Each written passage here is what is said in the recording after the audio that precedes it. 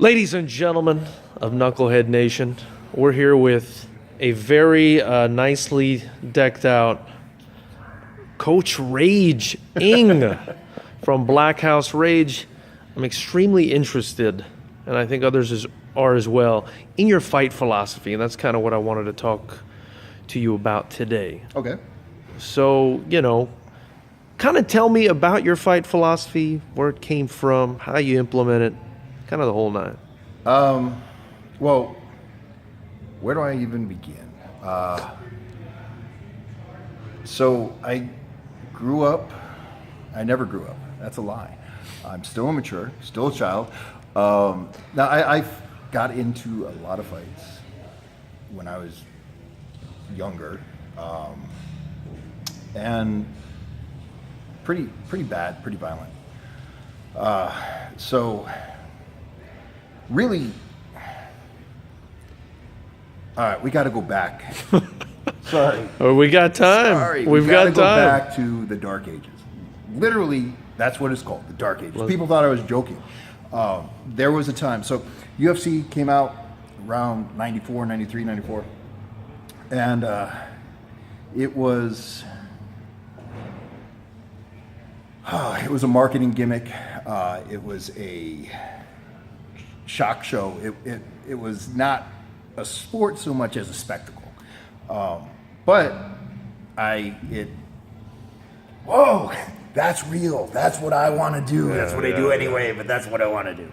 And I do remember being completely just traumatized by Hoist Gracie pinning Pat Smith. Yeah. And just beep, beep, beep. Now, I wasn't hitting him hard, but there was nothing Pat Smith could do. And I was like, that could happen to me. Oh my God, I gotta learn how to. And that kind of, that really set up the United States and most of the world to go, whoa, jiu-jitsu, and run to jiu-jitsu. And there was Brazilian jiu-jitsu. Brazilian, right? The Brazilian jiu-jitsu, the Gracies. Yeah. Right? Yeah.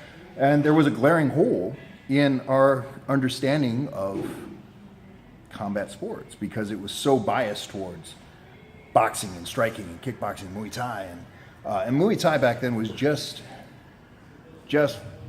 coming to the public awareness. But I was fortunate enough to train with actual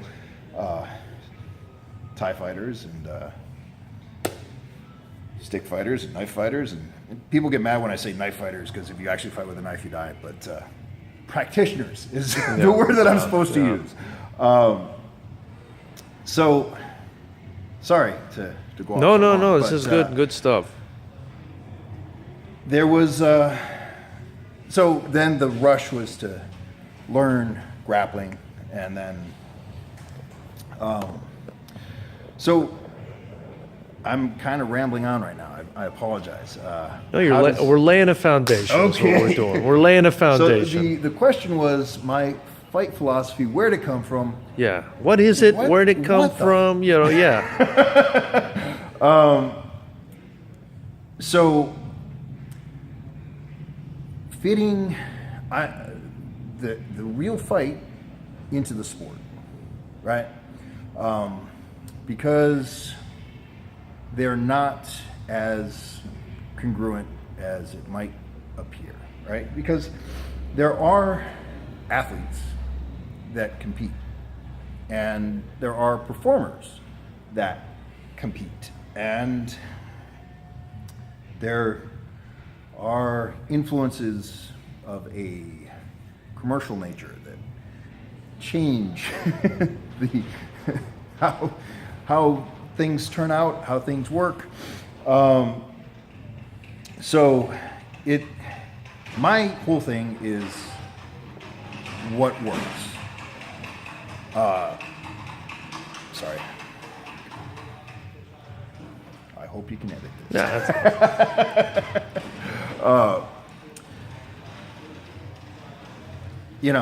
I know this is supposed to be about my philosophy, but one of our friends, Blackhouse, Alexander Volkov, fought Derek Lewis. Yes. And yes, for 14 minutes and 49 seconds, outclassed him, beat him up, and with literally 11 seconds left, got taken out. Yeah. So I look at that and I say, well, if you put your opponent away every time as quickly, violently, and viciously as possible, that scenario will never happen. Now, some people say, oh, you get sloppy, you get caught. Okay, you can be aggressive without being sloppy. And that's something that people, especially Joe Rogan, they get confused and they act like you can't be explosive and powerful and aggressive without opening yourself up and tiring yourself out. So that's basically my philosophy is let's go in and you hear that bell, there's one bell, and finish it before there's a second bell. And I love that. I love it. We call it one bell. Yeah, it's the one bell mindset. And Vin Diesel would say, I live my life one bell at a time. I love it. That's the worst Vin Diesel impression ever. And so the thing that happens, though, is people go, whoa, but that's not realistic. Okay, it's a mindset, right? So let's say that the second bell does ring and I have to come in between, and then it's still the same mindset. Yeah. The bell rings, get to it. And so here's the thing that everyone needs to do, and not everyone does, is clearly understand the difference between being elusive and outright running. And if every fighter defined that for themselves, the fight game would be very different. All right? But there's way too much running. All right? Yeah. And one of my friends, Bruce Wilkerson, he says, I like a little more fighting in my fight. I think all the fans would agree to that for the most part. You know? For the most part, but I get a lot of feedback, or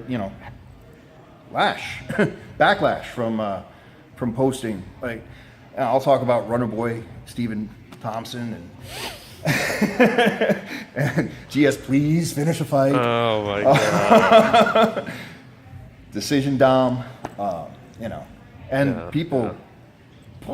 Yeah.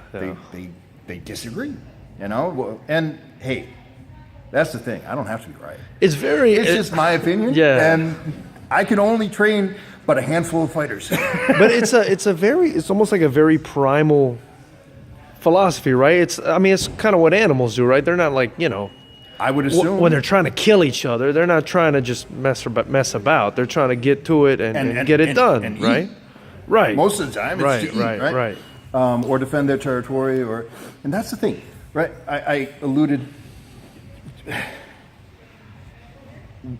There's different philosophies, and I'm not saying that the Zen way is wrong. Right. It's not my way. Right? Yeah. My way is engage your rage. Every mammal has aggression. So, do we believe in evolution? And I don't want to get into that debate. I do. I believe that aggression has an evolutionary purpose, and maybe we should learn to channel it rather than deny it right? And again, my way isn't the only way, and it's not for everybody. Yeah. There are some people that prefer the calm and calculated, and that's if you can make that work, great. Yeah. But so often, what happens is that calm and calculated is actually code for passive. So, and then you're playing a point game of tag. Do that elsewhere. If we're in the cage, engage your rage. Engage your rage. That's right. I actually, maybe I got lucky, but the whole, the rage name, the engage your rage that you're always talking about, I kind of put two and two together on my own. And I said, Rage's mentality is, hey, this rage is there for a purpose. Right. And so exactly what you're saying, kind of let's channel it. And you're talking about evolution as it relates to combat and combat sports. And I think another way it relates to combat sports as far as evolution goes, and I'm talking about rage, is the judges actually judge on aggression sometimes, right? I mean, that's part of the sport. One of the criteria, effective aggression. Right. So, I mean, evolution continues, I guess. There you go. And it's really interesting. Earlier, I had a conversation with a gentleman. We were talking about the book that the UFC Performance Institute put out, and it has all this data, just all kinds of data. Yeah. But it's extrapolated and based on fights that are won and lost. And then you look and you see striking, grappling, octagon control. Oh, you mean the rules? So if your game plan follows the rules, you're more likely to win. Yeah. So in that order, to win in the UFC, striking is more important than grappling because it's in the rule set. Yeah. So it's like, okay, well, which is it? I would like to see the data of finishes, right? But it's not set up that way. It's win and loss. And I think even octagon control, I mean, you can kind of tie that into aggression, rage at some point. I mean, I think most judges will see a guy walking forward versus the guy walking backwards, say that guy's in control. But what's the expression? The way to lose your mind is to try to get in someone else's. Like, I never try and understand the judges because forget about that. That's the other, right? The fight philosophy is we make the referees work. The referee's job, here's the contract. You get in the cage with one of my fighters, okay? Yeah. And the referee's job is to pull my fighter off the other guy. That's it. Rage, how do you deal with a guy? Because, I mean, I could be wrong. You're a coach. You would know more about this than I do. But it seems to me that some people kind of have ingrained in their DNA a style of fighting, right? Maybe aggressive guy versus counterpuncher. Is that something that you've seen, or is that taught? In my experience. Yeah. Oh, now, Hyperfly is going to be mad at me, which is really unfortunate because I like their gis, and some of my friends are sponsored by them. But I think you can teach hard. Yeah. Right? Oh, you can't teach hard. You can. You can teach somebody to be tougher, more tenacious, and a lot of what is taught, a lot of what is learned is demonstrated, not taught. Yeah. Right? So when we're in here with Kenny Johnson, fuck, man, and he leads by example. Yeah. And it's like, God damn, but how many Olympics has he trained for and been through? And it's like, oh, so let's just do that, and you get tougher. Yeah. So I think a lot of the personality of the fighter will come through in their style once they have a solid foundation of the fundamentals. And oddly enough, I believe people don't actually develop their fundamentals enough for their style to actually come through. So a lot of what is seen as style is actually compensatory or compensating for lack of fundamentals. I see. Again, my opinion. Now, I mean, so I guess what I was kind of getting at when asking that question is your preference. So, I mean, do you prefer like guys that come forward, or do you prefer a counter puncher? I mean, they can both kind of be aggressive, Here's the thing, right? I think once the first punch is thrown, it's all counter punching, right? Yeah. I believe in going first, the firstest with the mostest, right? The shot that lands, the one is the one that counts. Yeah. If you have good fundamentals all around, you have good offense and good defense, and then your offense is defensive and your defense is offensive, then you're just fighting. Just go in. catch, return. Gotcha. Right? Gotcha. And at what point does your cover and return, well, is that one technique? Is your combination multiple techniques, or is that one technique, right? Yeah. And I can tell you, actually, neurologically, it's one engram. So it's not that you have a defense and then an offense. It's burned into your brain as a neurological engram. When this goes, that goes. And that's just how it is. If you're training Yeah. right. Yeah. So one bell fighters. Yeah. That's what you're creating. That's so far. Yeah. Yeah. Yes. Get in there and get her done. Get her done. I mean, yeah, and But that doesn't mean that you shouldn't be defensive or lure a guy in to Don't get be blasted once stupid. in a while. Be Yeah. good. Yeah. Yeah. be yeah. good. But you're not getting paid per round. You're not getting paid per minute, right? And the longer you are in there, the longer your victim has a chance of getting lucky. And I didn't say opponent, because we don't have opponents. Oh my gosh, dude. So the other thing that I tell my fighters is that we, on a higher level, it's kind of an egalitarian process. We're helping other people understand that this is not what they do. Oh man.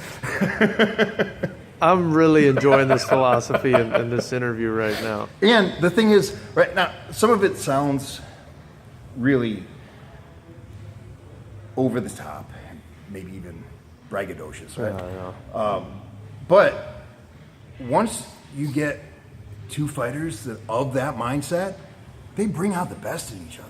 Yeah. And when you see that, and it goes to decision, or one loses and one, it's still great. Yeah. Yeah. It's a great event, right? And that's what I want to encourage, right? Of my fighters and all the other, bring it, Yeah. Yeah. and be brave enough to do your best, because that sucks when you defeat yourself.